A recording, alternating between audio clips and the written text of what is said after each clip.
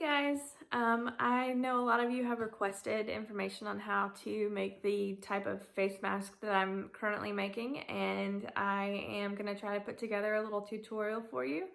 I've never done anything like this before, so bear with me, and we'll get started. When making a mask for a healthcare worker, two of the most important things are that the mask fits snugly to the face. You don't want there to be any gaps if you can help it. It should fit snugly against the face, and I use floral wire to, I sew into the top so that it can be molded to the bridge of the nose and shaped to the face. I also have a pocket in here so that filter material can be inserted, and you know, you can just, when you're done with the filter material, you can take it out, wash your mask, and insert new filter material. I use bias tape here to create a place for either ribbon or elastic. And I make the type of mask that go behind the head instead of behind the ears, because masks that go behind the ears, if you're wearing them for 12-hour plus shifts, that can be kind of hard on your ears. So those are the two big things about these types of masks. You want them as snug and form-fitted to the face as possible, and you want to make sure that there's a pocket for filter material. Also, I have been using outdoor fabric that is water repellent. That's an important feature too. Of course, it's not absolutely necessary, but that's just what I've been using here lately. On the inside, you can use cotton, polycotton, flannel, just anything there. So let's get started on cutting out some pattern pieces.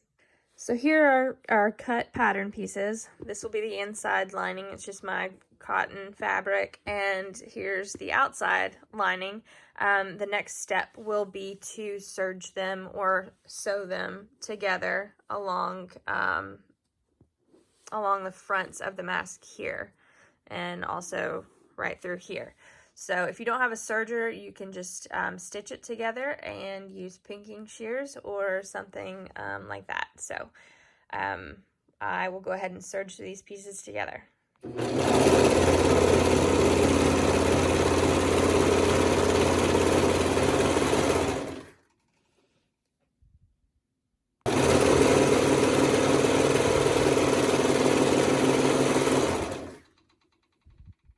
So I like to top stitch the seam for the front side of the mask. It just gives it a more polished look, but definitely isn't absolutely necessary. So there is our front piece that has been sewn together and top stitched. Next we work on our inside layer. So what we want to do here with this inside layer of fabric is we want to finish these edges here where you're going to create the pocket. So I fold over just a little bit here, and then I fold it again, iron it down, and then I will sew that together. Okay, so this has been ironed down. So fold once, fold back over. And then we are going to just top stitch that to hold it in place. Okay, so now it's time, since we finished our edges here, it's time to put the masks, the pieces together. So what you want to do is you want to put right sides together. And then I am going to pin that down on the top and the bottom. How I want it placed, and then I will serge these two pieces together. I've got it all pinned down how I want it, and now it's time to serge. There it is, all serged together. Now it's time to turn it right side out, and then we will get started with putting on the bias tape. So I misspoke. We are actually, before we do the bias tape, we are going to top stitch along the top and the bottom here along the mask. So I will show you what that looks like after I've done it. So here is the mask all top stitched on the top and the bottom. You can kind of see, so those serged edges are just stitched down. And the next part will be to sew on the bias tape. So I use single fold bias tape. There really are a lot of ways that you can do this, whichever way you're most comfortable with. But I have taken the bias tape and opened it up and folded the edges so you'll have a nice edge there, and then I will sew right here on the on this little fold line, top to bottom. So here's what it looks like sewn. We're just going to fold it back together, flip it around to the other side, and create our casing for our elastic or ribbon. I flipped it back over and folded it back together. So I'm just going to stitch along the edge of this bias tape here to create a casing for the elastic. I make mine a little bit wide because I'm using some wide elastic, but of course that's, you know, depending on what you're using, ribbon, thinner elastic, you can make that as big or small as you want to. So there's that all sewn up. Of course you want to do the same with the other side, and you can see how now you've got a pocket and your casing for your elastic or your ribbon. Okay, so we're almost done with our mask. The next step is to place the wire and sew it into the top part of the mask. I have been using just this floral stem wire. It seems to work fairly well.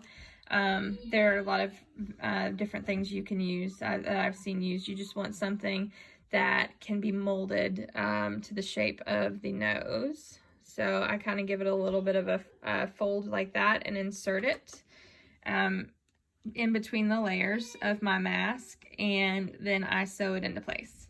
Kind of see I've got my wire wedged up in there as far as I can get it to the top of the mask. And I'm going to exchange out my foot for a zipper foot. Learned the hard way that that is a better idea. Broke a few needles trying to do this with my regular sewing foot, but it can be done. So I will just create a little pocket for this wire insert so that it stays in place and doesn't slip out.